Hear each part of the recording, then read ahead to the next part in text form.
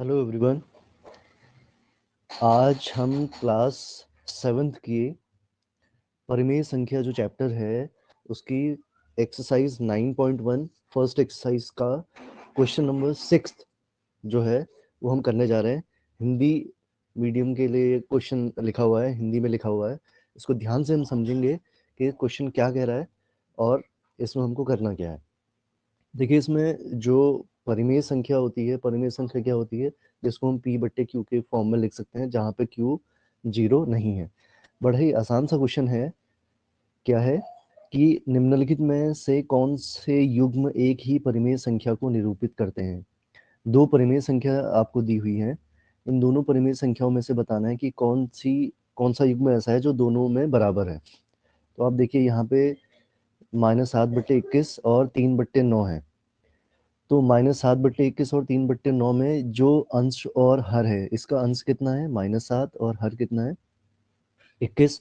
-7 के गुणनखंड करेंगे हम, तो -7 को मैं लिख सकता हूँ -7 गुणा 1 और 21 के गुणनखंड क्या हो जाएंगे 7 गुणा 3, 7 या 21।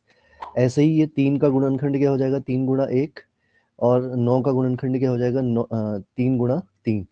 अब हम देखेंगे कि ये जो 7 है ये 7 से 7 कट जाएगा और ये 3 से 3 कट जाएगा। तो अब कितना बचा यहाँ पे -1/3 और यहाँ पे कितना बचा 1/3। 1/3 और 1/3 तो बराबर है, लेकिन ये माइनस का आ रहा है और ये प्लस का आ रहा है ना। तो माइनस और प्लस का आने की वजह से ये दोनों नंबर अलग अलग हो गए। इसका मतलब ये दोनों जो परिमेय संख्याएं हमारी हैं जो हमको दी हुई हैं, ये दोनों क्या है बराबर नहीं है, यानी कि ये दोनों परिमेय संख्याएं एक ही परिमेय संख्या को निरूपित नहीं करती है। तो आई होप ये आपको समझ में आया होगा इसका फर्स्ट पार्ट। दूसरा पार्ट इसका देखिए आप, दूसरा पार्ट क्या है -16/20 और 20/-25। तो दोनों परिमेय संख्या हमको ये दी हुई है। 16 को हम क्या लिख सकते हैं 4 गुणा 4 और 20 को हम क्या लिख सकते हैं 4 गुणा 5, क्योंकि 4 गुणा 4 16 होता है और 4 गुणा 5 कितना होता है 20। ऐसे ही इस 20 को मैं 4 गुणा 5 लिख दिया, 25 को मैंने 5 गुणा 5 लिख दिया।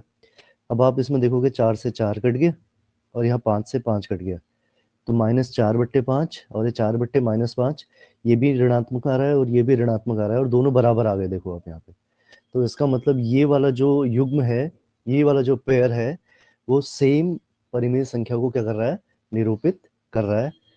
दोनों में अंतर समझ में आया। उसमें देखिए अब उसमें जो परिमेय संख्या थी वो अलग अलग थी सॉल्व करने के बाद भी।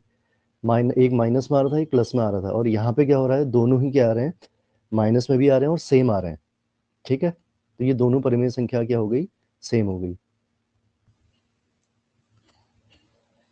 आगे देखते हैं। पहली परिमेय संख्या -2/-3 और ये 2/3। देखो माइनस और माइनस तो कट जाएगा ऊपर और नीचे, तो ये भी कितना आ गया 2/3, ये भी कितना आ गया 2/3 और दोनों बराबर आ गए। इसका मतलब ये जो युग्म है ये दोनों क्या हो गया एक ही परिमेय संख्या को निरूपित कर रहे हैं। ठीक है, अगला -3/5 और -12/20।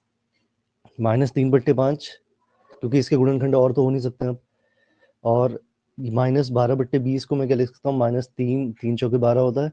ऐसे 20 को मैं लिख सकता हूँ 5 गुणा 4, तो 4 से 4 कट गया, तो ये -3/5 और ये भी -3/5, तो दोनों क्या आ गए बराबर आ रहे हैं फिर से। यानी कि ये जो परिमेय संख्याओं का युग्म है ये एक ही परिमेय संख्या को निरूपित कर रहा है। तो आई होप आप लोगों को ये वीडियो क्या है अच्छे से समझ में आई। अगला है 8/-5 और -24/15। तो 8/-5 को मैंने ऐसे ही लिखा और 24 को हम लिख सकते हैं 8 गुणा 3, और ऐसे 15 को हम क्या लिख सकते हैं 5 गुणा 3। तो यहाँ पे आप देखेंगे ये 3 और ये 3 जो है कैंसिल हो गया, तो 8/-5 और ये -8/5, ये दोनों अब देखिए फिर से क्या आ रहे हैं सेम आ रहे हैं। तो इसका मतलब ये जो युग्म है ये एक ही परिमेय संख्या को निरूपित कर रहे हैं। नेक्स्ट में 1/3 और -1/9। अब ये इसके अलावा ऊपर नीचे तो कैंसिल हो नहीं सकते हैं। ये 1/3 आ रहा है, ये -1/9 आ रहा है, तो क्योंकि ये आगे अब कैंसिल नहीं हो सकते, तो इसका मतलब ये जो युग्म है वो एक ही परिमेय संख्या को निरूपित नहीं आगे देखते हैं -5/-9 और 5/-9। इसमें हम देखेंगे -5/-9 में माइनस और माइनस तो कैंसिल आउट हो गया, तो कितना हो गया 5/9, और ये -5/9। आप देखिए दोनों ही नंबर्स क्या आ रहे हैं, अलग अलग आ रहे हैं, एक माइनस में आ रहा है और एक प्लस में आ रहा है। तो इसका मतलब ये जो आपको पेयर दिया है, ये जो आपको युग्म दिया है, ये एक ही परिमेय संख्या को निरूपित नहीं करता है। तो इस टाइप के क्वेश्चंस में हमने क्या देखा, हमने ये देखा कि जो भी हमको परिमेय संख्या दी है उसमें जो जो गुणनखंड होकर के कट जाता है उनको काट दिया। काटने के बाद अगर वो दोनों नंबर सेम आ रहे हैं, दोनों परिमेय संख्याएं अगर सेम आ रही है, तो वो जो हमको युग्म क्वेश्चन में दिया होगा वो बराबर हो जाएगा। अगर दोनों अलग अलग आ रहे हैं, चाहे वो एक प्लस में एक माइनस में ही क्यों ना हो, तो तब भी वो पेयर जो है बराबर नहीं माने जाएंगे। तो आई होप ये क्वेश्चन आपको समझ में आया होगा। Thank you.